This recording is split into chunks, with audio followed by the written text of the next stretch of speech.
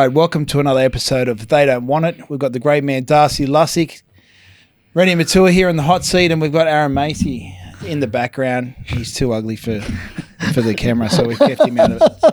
He's out today. Darcy, how are you, brother? Good, mate. Good. How's your weekend? Yeah, it was good. Manly put on an event, like an old boys event, few beers with the current players, so it was good to share some war stories of each with the old boys, you know. I'm sure there was some war stories for sure. Mine were mostly off-field, so that's how good my career went. But that was good. How was your weekend? Mate, mine was good. Indigenous Round. Oh, yep. Willie Tonga came down. Yep.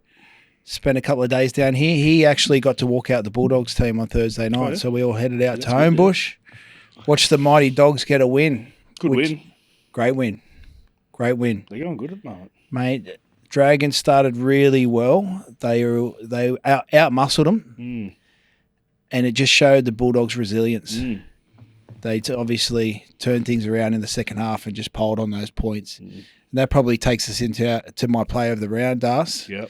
Jacob Carraz. Yeah. Habib, the little Habib. Mate, he's been outstanding all year. He ran for 250 metres, 3 line breaks, 2 tries. Mate, he would be a smoky for my Origin. Yeah. Down the track, a couple of injuries here and there. He's got a few things in his game he needs to fix, but he's so energetic and gets behind the ball. He's brave. He always wants to take those carries. I remember a couple of weeks ago he took a carry and I dead set thought he got shot from the sniper in the grandstand. I thought, oh no, he's gone. It might have been against Penrith. And he got up and kept playing. I think who else did that? Big Payne Huss. Yeah. He went off. I thought he was out for the year, and then he comes back on the field. For a win. You know who did do that, Das? Were you playing that game where Jared Hayne got stretched off the field? No, it wasn't. No, that was 2012, I think. Oh, he got stretched off the field. Clapped the crowd. Clapping him? Yeah, clapped the crowd. Yeah. And we went up to the physio, Vic, after the game and said, how bad is it? She said, it's probably a grade 1. He'll be right next week. Oh, God. So if you go down injured and you're going to carry on, you're going to squirm. Yeah. I'd be, even if it wasn't bad after, I realised I'd just be saying it's fucking bad. Oh, yeah. You'd make something. 8 weeks for sure. And I don't wish injury on anyone, but even our man Jack Bird went down. I thought he amputated his leg. That looked real bad, but I think it was bad. Syndesmosis, wasn't it? Yeah, yeah. I went down with one syndesmosis once, and I honestly thought I was in for surgery, career over, and it was a grade 1. Grade 1? Yeah, grade 1, yeah. You know how many did you fake it? Did you fake it for a little bit? No, I think I got actually carried off the field as well. It was actually, I tell you what it was. I actually captained Manly in a trial game. So I seen Cherry the other day, and I said, mate, how good is it hanging out with a fellow former Manly captain? But they kicked off to us in Cronulla. We took a hit up. I took the second hit up. Boom, off syndesmosis. So 45 seconds I was out there for, including getting carried off. It just sums me up, doesn't it? But the old syndesmosis. Yeah. I think I lived. You had a bad syndesmosis, didn't you? Mate, my whole career I was in a moon boot. The only thing I didn't do was split that cartilage all the way through, but I was in a moon boot all the time, mate. So not a fun injury, and it's a weird injury. You get it's like you get a pain up in high up in your leg, but it's obviously come from your ankle. Yeah. So who was your player of the round, Darcy? My player of the round this week was a player on debut of Manly Junior, Lehigh Hopewadi. Mate, I thought he went out there with no fear, playing Melbourne. I thought he did that last pass for the try. His defence was outstanding. I seen his dad on Saturday. I said that his dad's now the 6th best player in his family. And did he have the mullet? Yeah, he got the mullet. Yeah, but he's getting a little bit thin on top, but he's still got the mullet. But you can tell he's so proud, and he said he's still got 3 more kids to come through. Wow! So that's got to be some sort of record, I reckon. Like I think he's already had four sons, two daughters. I think playing in a yeah. So. I seen that he said that if he was a racehorse, mate, he'd be worth millions. Is he the best sire in rugby league? Have to be. Can you think of anyone that comes close, friend, as a sire? What is a sire? It's like a father horse. It's There's your gambling talk coming in. Look, he's up there. I mean, he'd have to be the best. I can't think of anyone else. Yeah, he's still got 3 more to go. So. Jeez, keep him coming. Yeah. Not bad genes. So, yeah. All right, Darcy. The big talk this week, obviously in the last 24 hours, is Origin. Yep. What are your initial thoughts around the New South Wales team? Without going into positional play? Yeah, probably overall, I think it's a very competitive team. I think it's very competitive. Obviously, I was a little bit worried about the halves, especially when there was the injury concerns around Nico. But he seems to be okay. I think that's good. Luai's had good form. His game on the weekend was outstanding. Bench is maybe a little bit of a worry. Saw the back rows. There's no real definite front rowers on the bench. Besides Lenu? Sorry. Yeah. Yes. We'll get into the bench. We'll get into the bench for sure. My initial thoughts, he's picked a team based around effort areas. Yep. A big back five, a strong forward pack. He's picked a team that's going to try and go through with them, or go through them, or compete with them. Just compete. We've always been blessed with too many stars. We've just had talent all across the board. And I'm not saying this team doesn't have talent. We've had to, look elsewhere for second string, third string halves or whatever it might be. So I think this is going to play into our advantage. You could say that this team is everyone, like Madge stuck true to what he said. He's picking the team on form. Correct. Whereas in the past, Freddie sort of played the loyalty game. Maybe didn't work out the best at times, but I think that everyone who's coming in here will be full of confidence and they've been playing well for their clubs. They're playing well. What do you think of the move taking them to camp in the Blue Mountains?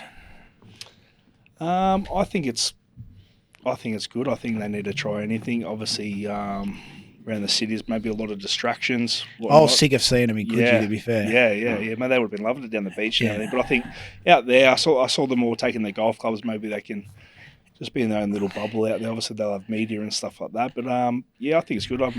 I'm not too familiar with what their setup is. Is it an old school or something like that? I'm not too sure, but I feel like it's that bit of that siege mentality. Like that out of sight, out of mind. They're not in the public eye. They're there for business. And that's that kind of militant style that Madge is. Knowing, some former South players and the way Madge coaches. And Madge still trains himself down in Coogee, down at Titans all the time. So what kind of game plan he's going to be taking in. Let's touch on selections. And this one I'm not going to go near. I'm 50-50 on it. I can't get a definitive answer on what I think of the fullback situation. Teddy and Edwards. I think, I think either way would have had people saying yes or no. Teddy's found some pretty good form. But at the same time, you probably just can't deny Edwards at the moment. Like, he's been bashing down the door. His effort areas off the ball, his stats. He's played in 4 grand finals. It's like, you're sort of, if not now, when? You know what I mean? I think Madge has taken had some big balls to, to do it. The captain of the state and Australia, former captain. I think it's good. I think now's the right time for Edwards. It's a very brave move. I mean, Teddy hasn't really played himself out of a jersey. I've heard, they lost the last 2 series. He got beaten the Australia-New Zealand game 30-0. But his club form still warrants selection. For sure. But like you said, Edwards, what more does he have to do to be that Origin fullback? So I'm content with the selection. What it does bring is more pressure for Madge because now he has to live by the sword and die by the sword. It could be the most genius move ever or it brings more pressure to him game 2 if Edwards doesn't have a good game and they look to bring Teddy back in. I can't sort of think back to a sort of a poor game that Edwards has sort of had, you know what I mean? Obviously his team helps you when your team's winning, life's good, but he's just been knocking down the door. I think on the weekend, I remember like a passage of play, I think he sort of saved a 40-20 then went to the other side of the field, did the kick pressure down there. Like his effort areas are unbelievable. It's always over 200 metres a game. So he's I've heard he's one of the fittest players probably ever to play our game. I heard he's a really good boxer as well. He had a little bit of trouble early in his game under the high ball. Remember, he had those little errors in his game, and he's cleaned them up. I just hope that he's not taking the pressure of the state on his back into this game, and he can still play with that kind of form, because we support him. Like I fully back this team. Fully back this team. Let's get into the back five, right? So we've got Brian To'o, Critter, Joseph Suoli'i, and Lomax. Now, the two debutants. What are your thoughts on... First of all, you picked Lomax in previous podcasts we've spoken about. Did you pick... No, you was did. Between him and Adokar. Are you happy with that selection? Yeah, I'm more than happy with it. Like I said, his form's been good. Adokar, has probably been a little bit patchy, a couple of injuries as well. I'm more than happy with Lomax. He's confident. I think he'll do a good job. He's good under the high ball. He's got that strong carry. And like it said, like people that like kids these days, they don't have any fear. Like I know he's not a kid, but like there's no fear. Like they're ready to go. So it's exciting. What do you think about that? So I've been a big advocate for Lomax. I think his form, he's picked himself in this Origin side. There was a passage of play that I watched live, and I've seen him do it all year. And I might get I might get it slightly wrong, but he took a carry.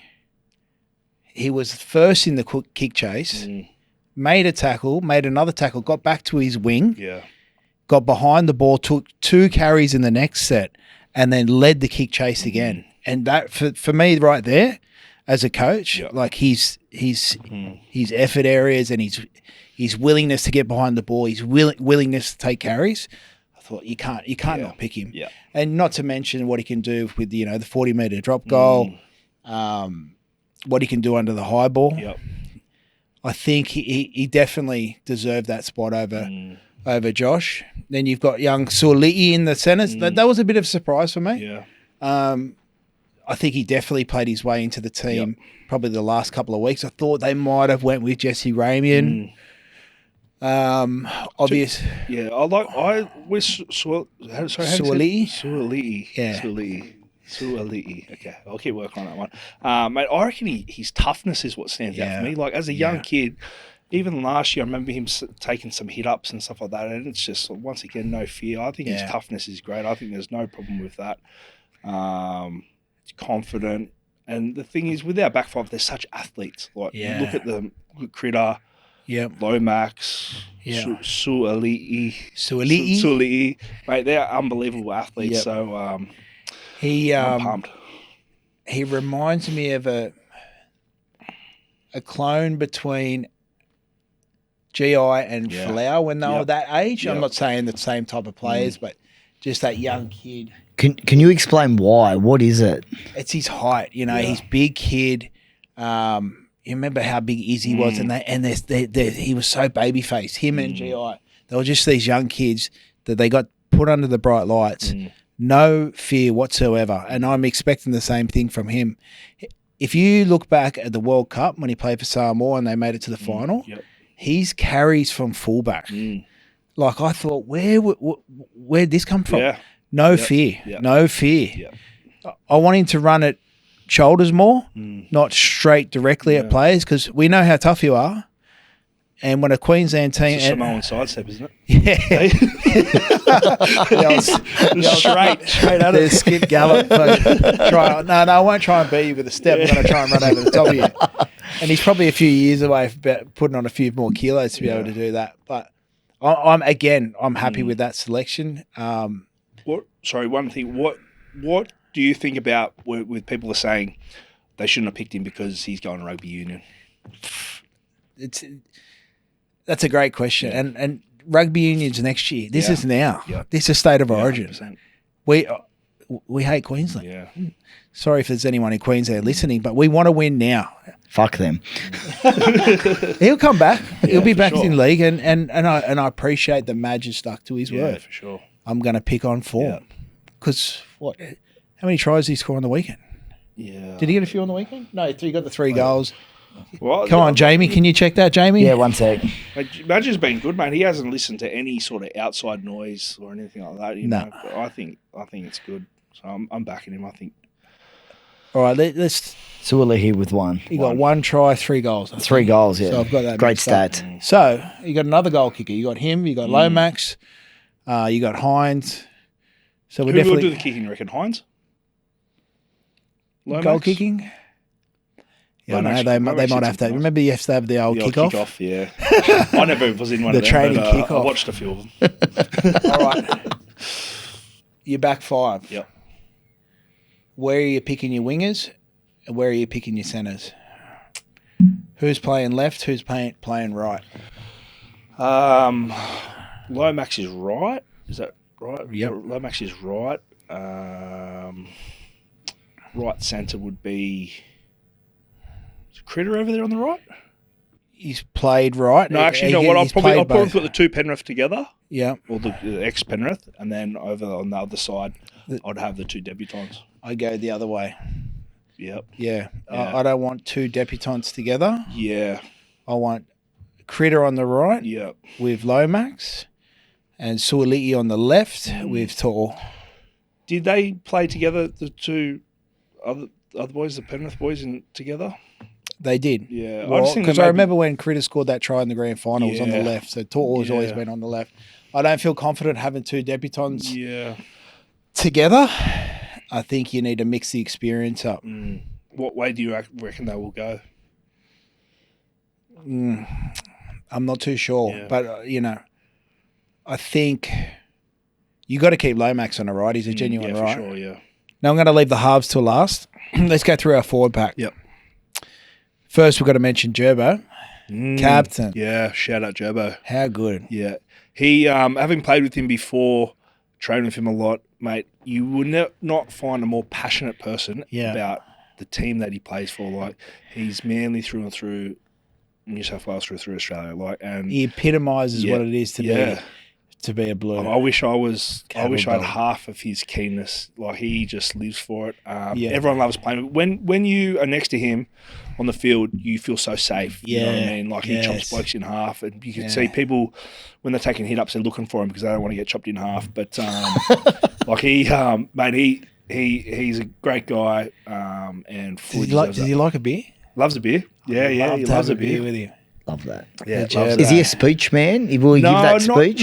Not really. Sometimes you can tell just how passionate it is, like, and he just he just loves it. You know, You what I feed mean? off the energy. But yeah, he's more of an actions guy. But the thing is with him, mate, he's not going to tell someone to do something that he's not going to do himself. Like Yeah. he comes out every game busted. Like he will not do anything. He will not say anything that he wouldn't do himself. So that's what you want in a captain. Yeah, absolutely. Payne Haas picks himself. Yep. He'll play big minutes. He needs to have Yeah. a man of the match performance. He needs to be our leader. Yeah. He needs to he just needs to get us from the front foot. Yeah, I think he needs to go after someone in Yeah. this one. Like he's a one of the best athletic front rowers I've ever seen. I know I never saw Glenn Lazarus play, but I heard he's been compared a lot to him. But he needs to go after probably one of his Brisbane teammate like Carrigan or something. Yeah. Yeah, I want to see a bit of fucking Yeah. aggression from him. So when I watched a documentary when the Americans played Spain in the NBA, and Kobe Bryant said to his American teammates, "I'm going to go straight after Gasol." Yeah. And just put His a teammate. shoulder, his Yeah. teammate put a shoulder straight Love through that. him. I'd love to see Payne go after stuff because that's probably one thing that he's lacking in his game is that little bit of dog, like a bit of aggression, that little bit of niggle. Yep. And I respect that he's not Yeah. that dirty kind of player. Like he's such an animal. But in Origin at this level, I want to see something because you get away with a lot more in Origin. Yeah. Maybe a bit of Sam Burgess sort of style, where people are sort of looking out for you, going, "Fuck, I don't want this bloke coming again." You know what I mean? So, but yeah, phenomenal player. But he needs to lead the Blues on Yeah, on for sure. Wednesday. For sure. Liam Martin's had a pretty quiet year this year. I I think he's playing with a bit of an injury. He picks himself. Crichton, purple patch. Yep. He picks himself. McInnes. He's been named to start at 13. I think the team can change. Do you think he might late switch with Yo? We'll get into strategy. We'll get into strategy after, but he's definitely deserves to be in that side. For sure. I know I was a bit advocate for Connor Watson. Yep. Maybe around that 14 role, but now looking at the chemistry of this team and what Madge is trying to do to combat this Queensland side, I understand where he's going now. We'll go back to Robson now. Now, there's a bit of conjecture, a bit of question marks over him and Uppy. What were your thoughts? Thought Uppy started the year unbelievably. I remember that one game he had. I can't remember who it was against. He played so well, but I think maybe that injury a couple of weeks ago that he had, the Bit of a back injury. Maybe he's still suffering from it.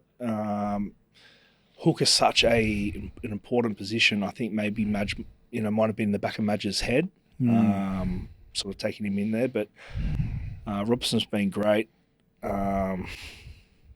It kind of it folds into the style of play that he wants to play. I think Uppy is far more deceptive out of 9. Yep. But you can tell that Madge wants to go through the front door. He just needs his early ball. Foot. Yeah. Just wants he wants Huss on the ball early. Yep. Jake to get the ball early. His back rowers to get it early. Get his back 5 to get the ball early. He doesn't need that sort of jumping out, trying to engage markers, passing under pressure, but until we may need points. Yeah. The forward pack is not an overly big forward pack, really, is it? When you look at it besides probably Payne. Like it's not, It's still a pretty mobile pack. Yeah, mobile. So I think they've gone for more mobility this year. But if Robson gets them on the front foot, mate, they're one after the other. Yep. Get a marker down, they're away. They're gonna rely heavily on our back 5. Yep. But let's quickly go into the bench. I want to talk about the bench. Yep. Spencer Leniu, specialist bench player.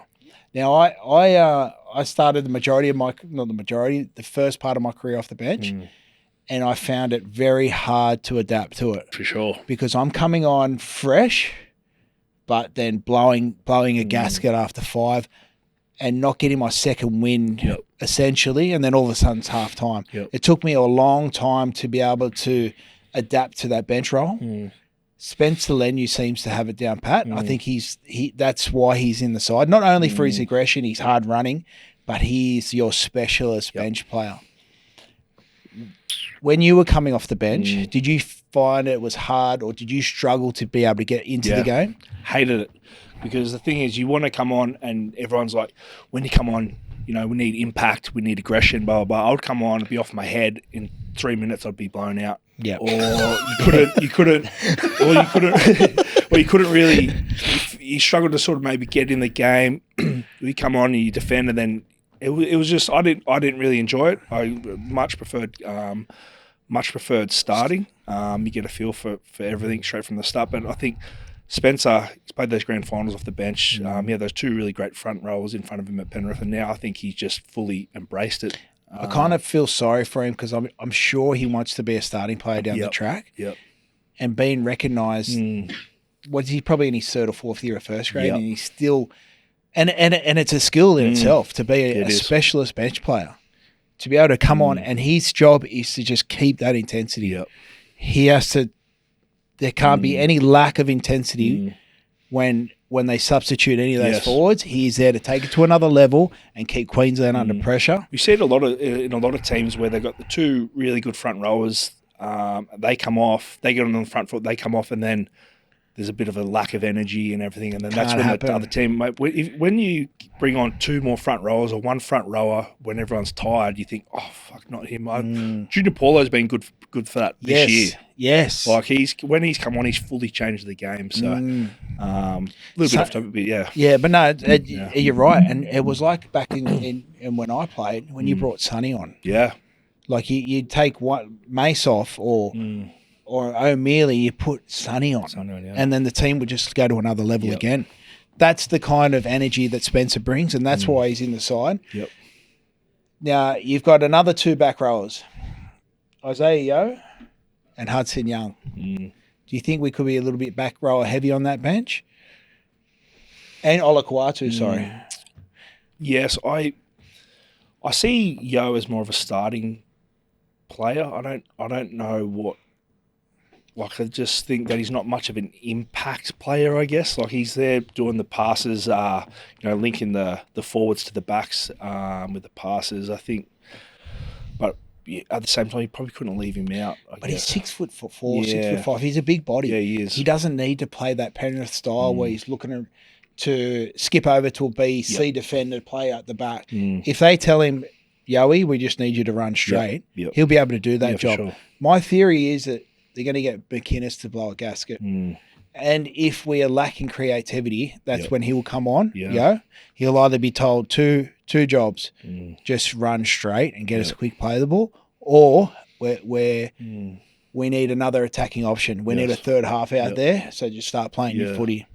So I wrestled with the idea of starting him and maybe putting McInnes back to the bench, but I've gone back the other way. Yeah. I think get McInnes through the tough stuff. He's built for that. Yes. He's battle hardened. He looks like an orc from Game. What's that? Game of Thrones. How many stitches do you reckon he's Not going to Game get of this Thrones. week? Lord of the Rings. I say that respectfully too, but I think that's the type of strategy they might be going for. There's an interesting thing I just read, just broke. I think Laurie just said it. And what do you think about bringing Birdo onto the bench and dropping one, leaving maybe Hudson out or Olakuatu? I think it's definitely an option. Definitely a good option. You think, what if there's going to be an injury in the backs? Whereas last year Nico came on in the backs. Nico came on. Didn't really work out. This is what happened last year. Yeah. So Turbo tore his pec. Yes. We then had a head injury during the game. Yep. And I don't think the Blues coaching staff knew that we could activate the 18th man, and Birdo was left out. Yeah. Okay, So this is why the 18th man is really important. Yeah. And this is why Birdo is a great 18th man. However, we forgot to touch on Hudson, which we will in a second, but having those 3 back rowers and Spencer, I just can't see how the rotation works. You've got Jakey plays big minutes. Robson, obviously, if he can play big minutes. Yep. Payne plays big minutes. Liam, Crichton both played 80 minutes. Yeah. So Payne can play 80. They can play 80, of course. Yeah. So how do you get that rotation going there? So that's why you're better off having a utility on the bench like Birdo. I think that makes sense. They might bring in, and someone's going to miss out there. Yep. Who do you think who would you leave out? I love Olakuatu because he's another big body. He's another big body. He can, but this is Origin. Yes. You know, it's a meter faster. Everything happens quicker, and I like Hudson Young's leg speed. Yep. I like him on an edge. I like the lines he runs. I like his kick chase. I probably lean more towards Olakuatu missing out, maybe, if they were going to bring Birdo in and keep Hudson Young. Yep. What would you do? Look, Hudson being there before, I'd probably go with the experience. But like Olakuatu's club form has been undeniable. He's created a great combination there with Cherry on that right edge. He's a big boy, and he keeps getting better and better. So whether his time's now or next game or next series, but it's a tough one, I guess. Just not sure what they're going to do with that rotation on the bench. And are they sort of counting on injuries, or if there's an injury, or Queensland have? Yeah, with Cobbo on the bench. Look, just touching on that Queensland one. You know, everyone's saying a winger on the bench. Where's he going to come on? Back row, maybe centre. He's big enough. He's big enough. Yeah. They did it with Caleb Ponga. Yeah. Yeah. And how good did he go? Fucking wow. And just our last two that we haven't spoken about yet, Darcy, our halves, Yeah. Luai and Hines. Hines obviously going into camp with some question marks over his calf. Luai's playing great. How do you see this pairing? I think it's a good balance. Nico can control the team. I think he's been controlling Cronulla quite well. Luai's form has been really good lately. I think it's even been better since he's stepped up to the halfback role. So obviously two players coming in with good form. Obviously a bit of a fitness concern around Nico. Yep. It's Jerome's time to shine, huh? Yeah, for sure. He's always been in Cleary's shadow. Yep. And now you could say that Hines is probably in Luai's shadow. Yep. So he's the leader. Whether you've got the 7 or the 6 on your back, you've been there, you've done that before. You've played in 4 grand finals. Yep. Jerome, a lot's going to rely on Jerome and having the experience that he does have, he's got to be a good leader for Nico. Nico's a great clubman. Yep. But this is another level. Yeah. This is a whole nother beast, and he's got a lot of pressure on him. So let's just hope he is fit. Like he can't go into this game with a calf injury. Yeah. If he does pull up Ginger at the back end of the week, how do you feel about Kiri going into 7? Yeah, I think that's a great option. Risky, obviously, because of the head knocks that he's had. Burden's obviously there as well. He's played with Luai before, obviously at Penrith. But I think Kiri would be the best option. I know he's got a good relationship with Madge as well. So and to be in his retirement year as well. Yeah, you know, what it's a great reward. Yeah, great reward for him. I'm with you. It is a risky selection, especially if he does get any sort of head knock. That's where, if Hines goes down, I think if Hines goes down or doesn't make it into the game, Kiri goes into the side. Birdo will stay. Birdo might go into the. That might bring him into the 17. Yeah, right I think either way, like you've probably got to have Birdo in the 17 because with the fitness cloud over Hines, mate, if he goes down and you don't have a recognised half, you're fighting a losing battle there. That just makes that 18th man so much more important now. Now that you can bring an 18th man into the game. I know I was 18th man in 07. I was definitely man of the match off the field. That's another. Have I spoken about that? Yeah. Have I told that story? Just tell us. No, we won't go there. I've told it too many times. All right, let's go into our Queensland side. We won't touch on them too much. Yep. Obviously, they've only got one debutant, Hobgood. Yep. Now, Billy has used a lot of dialogue, the words habits and standards. Yep. What does that mean? What does he mean when he's saying habits and standards? And I say this around the Fafita non-selection. What do you think he means by that? I think obviously what he means from that and coming from maybe the Melbourne system is their habits away from field and on field, their standards, keeping everyone accountable. I'm assuming that they don't have the old sort of big bonding sessions that went on for 2-3 days there anymore. I spent a bit of time with Cherry Evans on the weekend, and I asked him about Billy, and he said, mate, he's an absolute genius. Loves his footy. Yeah. Absolute genius. And you could see when he was playing, he was such a good player. He was a smart player, and that necessarily, as we've seen in the past, doesn't translate to make them a good coach, but I think he really gets it. Yeah. He set a really good culture up there. After they took over, was it Mao that he took over from? Greeny. Was it Greeny or Mao? Yeah. Yep. So they all buy into it, and I think that he just sets a really high standard. So I had a couple of beers with him about a month ago when I was up in Brisbane. I think I've spoken to you about it before, and the only relationship I've ever had with Billy is on the field. and I sat there and we spoke about Origin briefly, but I just wanted to get a general idea of his rugby league IQ. And he did speak a lot about habits, standards, effort areas. And when he spoke about that, I thought I can see how he picks his side, which every coach probably does. Yep. So the thing with Fafita, I wasn't overly surprised. I mean, he's been playing great. He's been playing great. But after that conversation with Billy, I started watching Fafita's game a little bit closer. And there were just some little habits, little standards, little effort areas where I noticed he wasn't getting back into the line quick enough.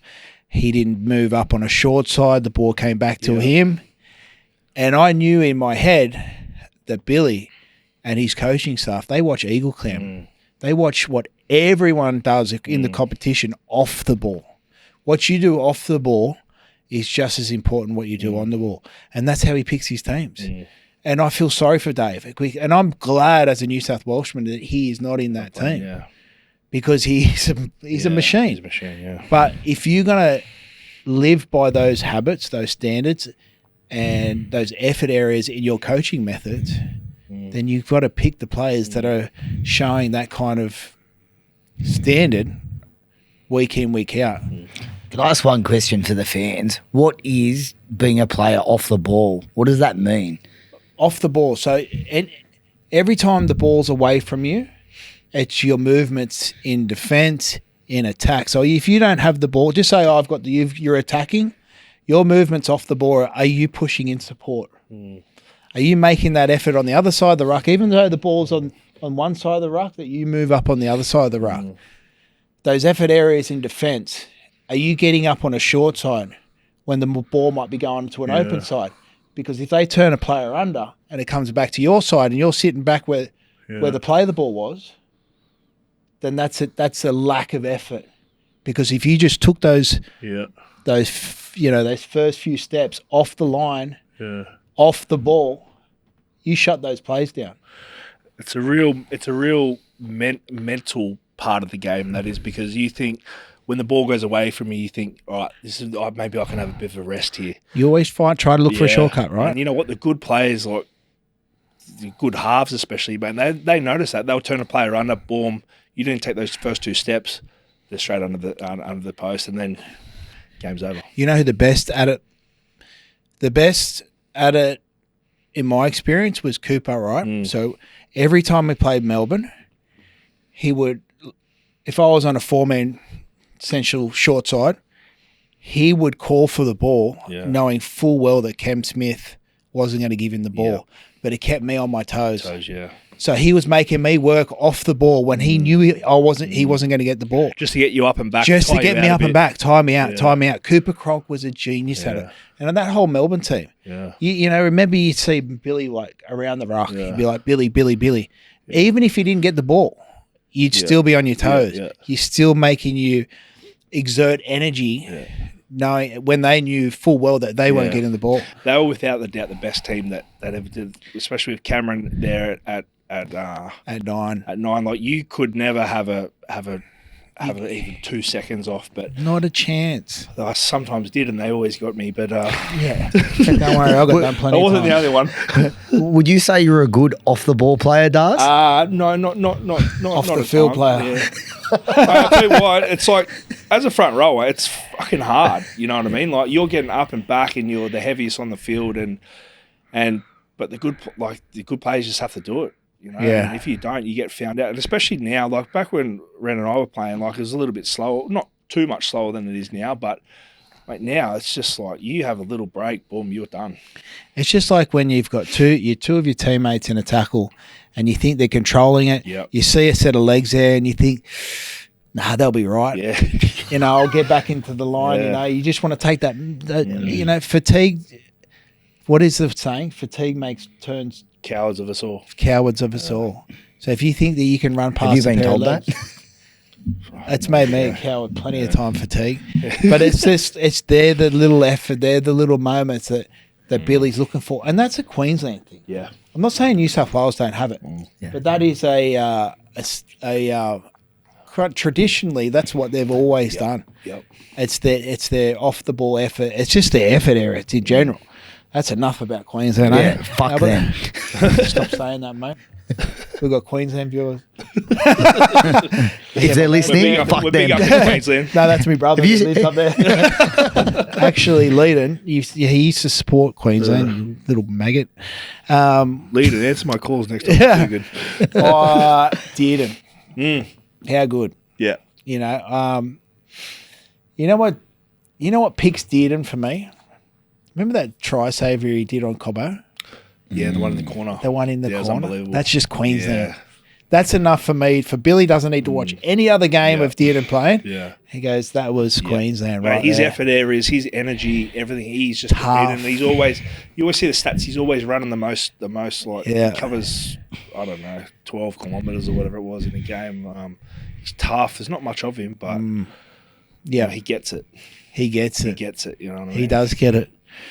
Cobbo on the bench. We briefly touched on it. Yeah. Could be a genius move. Yeah.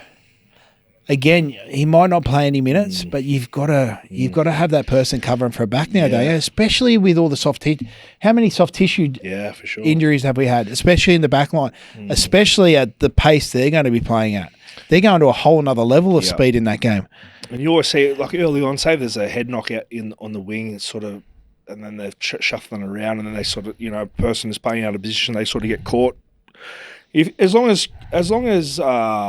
Queensland think that they can cover the middle with only three on the bench, if they can cover that sufficiently, well, I think it's a genius move. Well, I remember Matty Bowen's been on the bench before. I can't remember where he came on, but you can't deny Cobbo a Queensland jersey. Yeah, he's been good. Like, I thought he would have got the nod over Murray Taulagi, but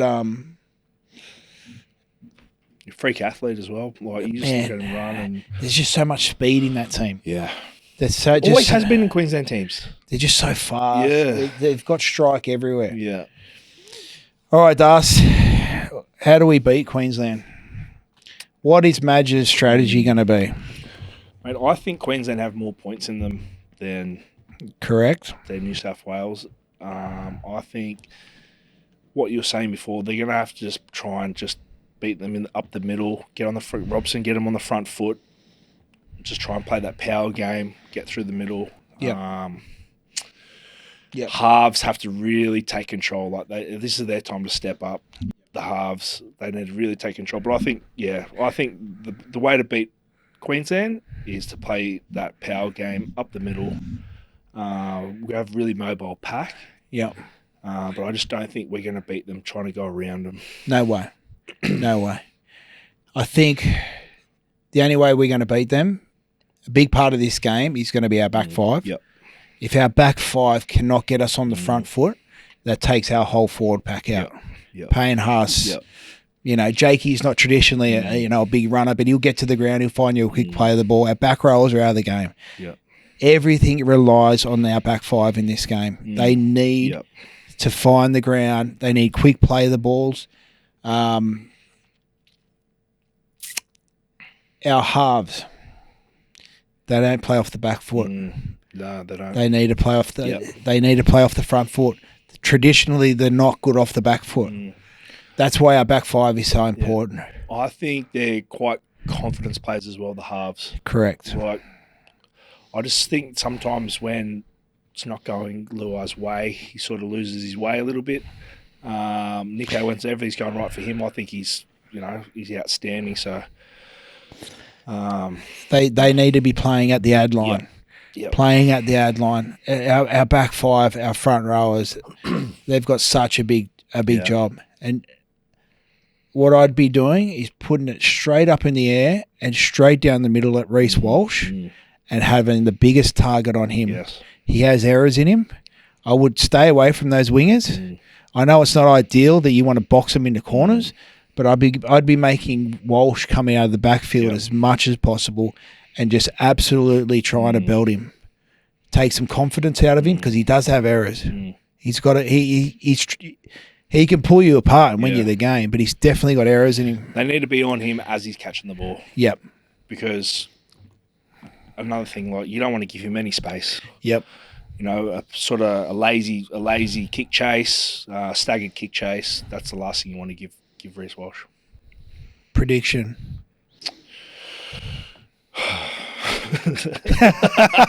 Come on, mate. Mate, I think it's gonna be so close. I think it's gonna be so close. But I think Queensland by 2. What? Yeah, I think. Get him off this podcast. Is this a roast? Is this like the Tom Brady roast? Fuck you, Darcy. I go for New South Wales. I really go for New South Wales. I just think that I think it's going to be tight. I think we're going to come back and win game 2. But this one, Queensland by 2. I'm so confident. Yeah. I'm just so confident. Just imagine his press conferences and just seeing the passion in his eyes and how much this means to not only him, Yeah. it's just, there's a different feel about this one now. Maybe the last ones, I think maybe with Freddie, maybe a bit too relaxed sort of thing. But I think this is going to be a cracker series. I reckon it's going to live up to it. I'm predicting I'm predicting it to go into Golden Point. Yeah. And the Blues taking out game 1. Low max field goal. Yes. Oh, nice. On Dave. Hey, you have backed him since day one. Low yes. Max, it'd be Don't let me down, Lowy. One question for you, Ren. Do you think Madge is the right coach? Absolutely. For sure.